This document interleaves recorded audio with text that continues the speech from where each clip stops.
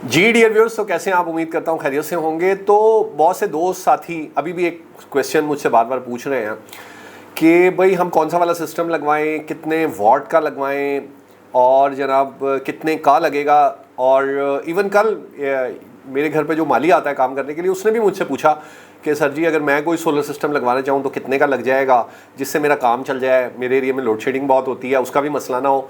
तो फिर मेरे जहन में ख्याल आया कि एक ऐसी वीडियो ज़रूर बनानी चाहिए जिसमें सभी लोगों के लिए सोल्यूशन बता दिया जाए कि सस्ते से सस्ता सिस्टम कितने में लग सकता है और महंगे से महंगा सिस्टम जो है, महंगे से महंगा तो नहीं, खैर एक जो अच्छा एक फैमिली के लिए सिस्टम होता है वो कितने में लग सकता है और कितने कितने किलोवाट का होता है और वो आपको कितना बैकअप दे सकता है, आप क्या क्या चीज़ें चला सकते हैं। तो ये सारी चीज़ों पर फिर मैंने आज सोचा कि एक वीडियो बनाई जाए जिससे सभी लोग ये ज़रूर जान पाएँ कि उन्हें कौन सा सिस्टम लगवाना है, कितने में लगेगा, क्या क्या चीज़ें हमारे घर की उसके ऊपर चल जाएंगी। तो जनाब हम चलते हैं वीडियो की तरफ और मैं आपको बताता हूँ कि आज मैंने क्या क्या चीज़ें आपको बतानी है। अच्छा जी, सबसे पहले जैसा कि आप अपनी स्क्रीन पर देख सकते हैं कि जिस सिस्टम की मैं आपसे बात करूँगा ये 500 वॉट का सिस्टम है, यानी आधा किलो वॉट का सिस्टम। ये वो तमाम लोग जिनके पास पैसे कम हैं या पैसे नहीं है वो भी कहीं से अरेंज करके ये सिस्टम अगर लगवा ले तो उनके लिए आसानी हो सकती है। तो इस सिस्टम में क्या क्या शामिल है? इस सिस्टम में सबसे पहले आपको एक MPPT डिवाइस लेनी होगी जो तकरीबन 10,000 की आ जाएगी। UPS 500 वॉट का आपको लेना पड़ेगा जो 12,000 रुपये का आ जाएगा। एक सोलर पैनल 585 वॉट का आपको लेना पड़ेगा, कैनेडियन एन टाइप बायफेशियल अच्छा पैनल है, 26,000 का आ जाएगा। उसके बाद इसके साथ आप एक बैटरी लगा सकते हैं 120 एम्पेयर वाली, और इसके बाद आपको स्टैंड लेना पड़ेगा सोलर सिस्टम के लिए, वो तकरीबन 5,000 का है। वायर्स 4,000 की आएंगी। इंस्टॉलेशन तकरीबन आपको 5,000 की पड़ेगी और कुल मिला के ये सिस्टम अगर आप लगवाना चाहें तो ये 78,000 रुपीज़ में लग जाएगा।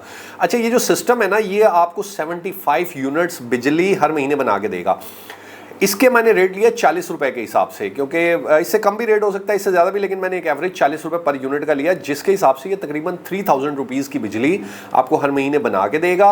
और 2 साल में इसको अगर हम 78,000 को 3,000 से डिवाइड कर लें तो 2 साल में हमारे इस सिस्टम के पैसे पूरे हो जाएंगे और उसके बाद इससे जितना भी हमें यूनिट्स मिलते रहेंगे वो बिल्कुल फ्री ऑफ कॉस्ट होंगे।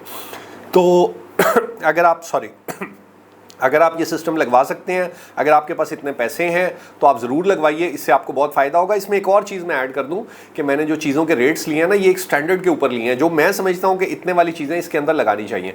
आप इस सिस्टम में इससे महंगी चीज़ें भी लगा सकते हैं, इससे सस्ती चीज़ें भी लगा सकते हैं। अगर आप सस्ती लगाएंगे आपको प्रॉब्लम आएगा, अगर आप महंगी लगा लेंगे तो जाहिर आपका बजट जो है बढ़ जाएगा, लेकिन ये आपकी मर्ज़ी है कि आप कौन सी वाली चीज़ें लगानी चाहिए। लेकिन मैंने जिन चीज़ों के रेट्स लिए हैं ये सब स्टैंडर्ड की और अच्छी चीज़ें हैं। अच्छा जी, आगे बढ़ते हैं। आगे बढ़ के पहले अगले सिस्टम पर जाने से पहले मैं एक और चीज़ आपको ज़रूर दिखाना चाहूँगा और मैं चाहता हूँ कि इसको आप समझ लें, क्योंकि इससे आपको बहुत मदद मिलेगी कि आपको अपना सिस्टम कितने किलोवाट का लगवाना है। इसमें मैंने क्या किया कि होम अप्लाइंसेस जो आमतौर पे हमारे घर में यूज़ होती है और वो कितने वॉट लेती हैं, इसका मैंने जो है ना एक लिस्ट बनाई है। तो आप जैसे कि देख सकते हैं, अगर आपने LED बल्ब एक चलाना है तो ये अगर 15 वॉट का LED है बल्ब है तो ये 15 वॉट लेगा। सीलिंग फ़ैन अगर आप पुराना वाला आपके घर में पंखे छत वाले लगे हुए हैं वो तकरीबन 150 वॉट लेते हैं। नए वाले जो पंखे आ गए हैं अभी वो 80 वॉट लेते हैं, तो आप रिप्लेस भी कर सकते हैं अगर आप चाहें आपके पंखे।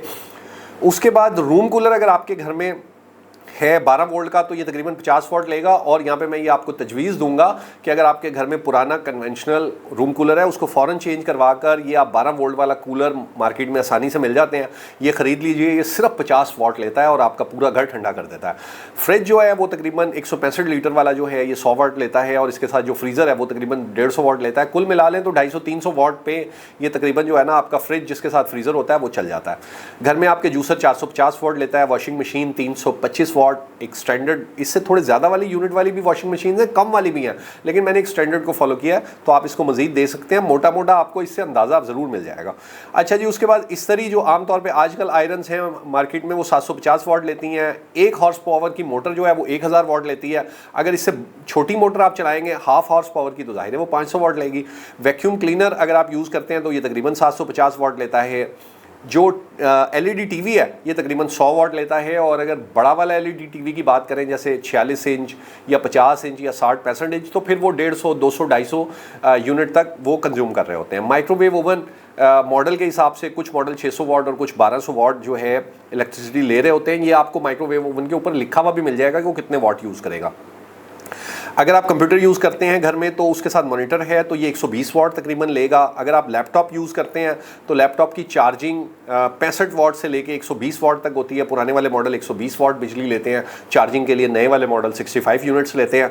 इसके बाद मोबाइल का जो चार्जर आपके घर में मोबाइल आप चार्ज करते हैं वो 5 वाट लेता है। इंटरनेट का मॉडेम आपके घर लगा हुआ है वो 8 वाट लेता है।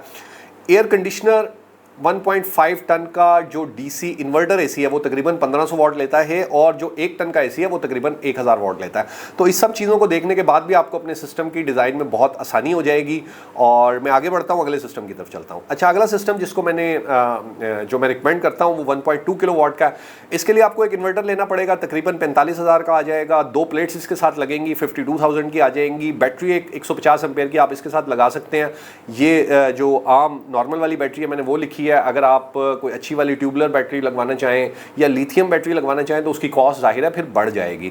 अच्छा, स्टैंड एक जो है तकरीबन 10,000 का आ जाएगा जिसमें 2 प्लेट्स लग जाएंगी। डिस्ट्रीब्यूशन बॉक्स ब्रेकर्स जो है वो 35,000 में आ जाएंगे। वायर्स तकरीबन 6,000 की आ जाएंगी। इंस्टॉलेशन के तकरीबन 10,000 लगेंगे।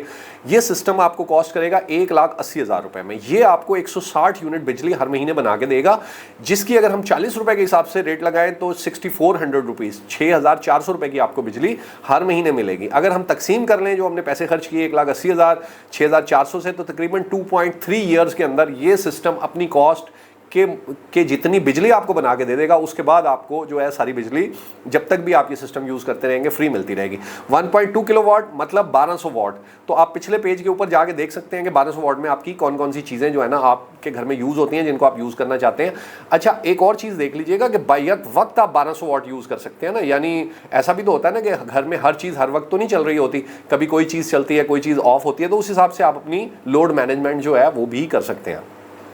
इसके बाद जो सिस्टम मैं रिकमेंड करता हूं ना वो 3 किलोवाट का है। उसकी वजह क्या है, 2 किलोवाट का सिस्टम भी आता है, लेकिन 1.2 किलोवाट के बाद 3 किलोवाट में इसलिए कहता हूं कि 3 किलोवाट पर आप एक आसानी से इन्वर्टर एसी जो है ना वो चला सकते हैं 1.5 टन का, 1.5 टन का। तो इसलिए 3 किलोवाट के सिस्टम की मैं बात करता हूं 1.2 के बाद। अच्छा जी, इसमें आपका इन्वर्टर आपको एक लेना पड़ेगा, वो 1,25,000 का आएगा। प्लेट्स 1,56,000 की आएंगी। बैटरीज 2 आपको लगानी पड़ेंगी 150 एम्पेयर की, आम वाली 44,000 में आ जाएंगी। स्टैंड आपको 3 लेने पड़ेंगे जिसकी कीमत 30,000 होगी। डिस्ट्रीब्यूशन बॉक्स ब्रेकर्स 50,000 के आएंगे। वायर्स 15,000 की आएंगी। इंस्टॉलेशन 25,000 रुपए लगेंगे। टोटल कॉस्ट 4,45,000 रुपए बनेगी। 450 यूनिट ये तकरीबन आपको बिजली बना के देगा। यहाँ एक और बात बता दूं कि ये जो यूनिट्स मैं आपको बता रहा हूँ ना ये पूरे साल की एवरेज है। गर्मियों में यूनिट्स इससे ज्यादा बनेंगे, सर्दियों में यूनिट्स कम बनेंगे। सर्दियों में यूनिट इस्तेमाल भी कम होते हैं, बनते भी कम है। गर्मियों में यूनिट्स इस्तेमाल भी ज्यादा होते हैं, बनते भी ज्यादा हैं। तो लेकिन मैंने पूरे साल की एवरेज निकाली है कि भाई हर महीने की जो एवरेज निकलती है ना वो 450 वाट की निकलती है। इसकी कीमत 40 रुपए के हिसाब से 18,000 रुपए बनती है और 2 साल में ये आपको इतनी बिजली बना देगा जितने में आपने ये सिस्टम लगवाया था। आगे चलते हैं जी। आगे जो मेरी रिकमेंडेशन है वो 6 किलोवाट के सिस्टम की है, और यहाँ पे मैं ये रिकमेंड करता हूँ कि आप ऑन ग्रिड सिस्टम लगवाएं या हाइब्रिड सिस्टम, हाइब्रिड इन्वर्टर ले लें और बैटरी और ऑन ग्रिड दोनों कर लें, या ऑन ग्रिड लगवा लें अगर आपको कम पैसों में लगवाने हैं। तो मैंने यहाँ पे ऑन ग्रिड वाले इन्वर्टर की आपको ऑन ग्रिड वाला जो सिस्टम है उसके बारे में बता रहा हूँ। अगर आप इसमें बैटरियाँ ऐड करेंगे और इन्वर्टर ऑन ग्रिड की जगह हाइब्रिड लेंगे तो इसकी कॉस्ट थोड़ी सी और बढ़ जाएगी। अच्छा जी, इसमें इन्वर्टर आपको 1,75,000 में तकरीबन मिल जाएगा। प्लेट्स आपकी 3,12,000 की आएंगी। बैटरी मैंने इसमें नहीं डाली है। नेट मीटरिंग आपको इसके लिए करवानी पड़ेगी जो 1,00,000 रुपए का तकरीबन खर्चा है। अर्थिंग आपको 2 इसके अंदर बोरिंग होंगी, एक एसी के लिए एक डीसी के लिए, उसके मैंने 80,000 रुपए डाले हैं। आपके एरिया में ये रेट कम या ज़्यादा हो सकता है। इसका ताल्लुक इस बात से है कि आपके एरिया में पानी कितनी गहराई पे अवेलेबल है। अगर आपके एरिया में पानी कम गहराई पे मिलता है तो 20-25,000 में भी ये बोरिंग हो जाती है, और अगर वो पानी ज़्यादा गहराई पे मिलता है तो ये 40,000 रुपये की बजाय, यानी जो मैंने 80,000 2 के डाले थे तो 40,000 की जगह 50-60,000 रुपये भी आपके लग सकते हैं। तो आप अर्थिंग ज़रूर करवाएं अगर आपको ऑन ग्रिड लगवाना है, और वैसे भी ये रिक्वायरमेंट है तो वो मैंने 2 डाली हैं। उसके बाद स्टैंड्स आपको 6 लेने पड़ेंगे 12 प्लेट्स के लिए, वो 60,000 में आएंगे। डिस्ट्रीब्यूशन बॉक्स ब्रेकर्स आपको 70,000 में तकरीबन मिल जाएंगे। वायर्स आपकी 30,000 की आ जाएंगी। इंस्टॉलेशन मैंने 50,000 की डाली है। अच्छा, ये इंस्टॉलेशन के पैसे भी ना मैंने थोड़े से बढ़ाकर ही डाले हैं। हो सकता है आपकी इंस्टॉलेशन इससे कम में हो जाए, इससे ज़्यादा में तो यकीनन नहीं होगी। टोटल कॉस्ट की बात करें तो ये सिस्टम 8,77,000 रुपये का, 8,77,000 रुपीज़ का बनेगा, और ये आपको 900 यूनिट्स जो है महीने के प्रोड्यूस करके देगा, जिसकी कीमत 40 रुपए के हिसाब से 36,000 बनती है। अब अगर हम इसकी कॉस्ट को 36,000 से डिवाइड कर लें तो 2 साल में ये सिस्टम आपको अपने पैसे पूरे कर देगा। आगे चलते हैं जी। 10 किलोवाट का सिस्टम आ गया। 10 किलोवाट का जो सिस्टम है इसके लिए आपको एक इन्वर्टर लेना पड़ेगा जो तकरीबन 2,80,000 का आ जाएगा। इसके साथ 18 प्लेट्स लगेंगी जो 4,68,000 रुपए में आ जाएंगी।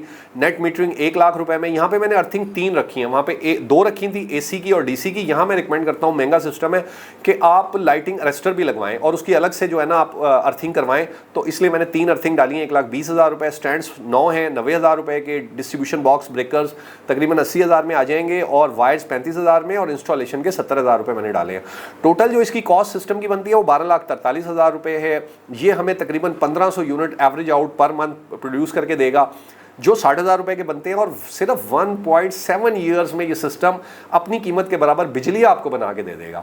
ठीक है जी, तो इस हिसाब से ये सारी सिस्टम बहुत फिजिबल है। अगर आपके पास पैसे हैं, अगर आपके पास किसी और सूरत में पैसे रखे हुए हैं, गोल्ड की सूरत में, किसी और सूरत में, तो भी मैं आपको मशवरा दूंगा कि आप ये सिस्टम लगवा लीजिए। 1.5-2 साल के अंदर इसके पैसे आपको वापस आ जाएंगे। आप वो पैसे अलग रखते रहिएगा, भले से वो एसेट फिर दोबारा आप बना लीजिएगा। तो इससे फ़ायदा क्या होगा कि आपका हमेशा के लिए जो बिजली वाली टेंशन है ये ख़त्म हो जाएगी। और मज़े की बात यह है कि ये तो मैंने आज के रेट लिए हैं, आने वाले दिनों में अभी IMF से फिर एग्रीमेंट की बात चल रही है, बिजली और महंगी हो जाएगी। तो ये आपको फ़ायदा ही देगा सिस्टम, तो आप ये ज़रूर लगवाइए। इसके साथ साथ मैं ये कहूँगा कि अगर आपके पास बहुत पैसे हैं, आप डोनेट करते हैं, तो आप अपने मुलाजमीन को भी, जो मैंने 78,000 वाला सिस्टम है 500 वाट वाला, वो लगवा के दीजिए। उनका जो लोड शेडिंग की वजह से उनको गर्मी बर्दाश्त करनी पड़ती है, उससे भी उनकी जान छूट जाएगी। और प्लस इसके साथ साथ उनको मतलब जो है ना ये मुफ्त में बिजली भी मिलनी शुरू हो जाएगी। अगर आप डोनेट नहीं भी करना चाहते, आप उनको उधार दे दीजिए, वो अपने घर में सिस्टम लगा लें।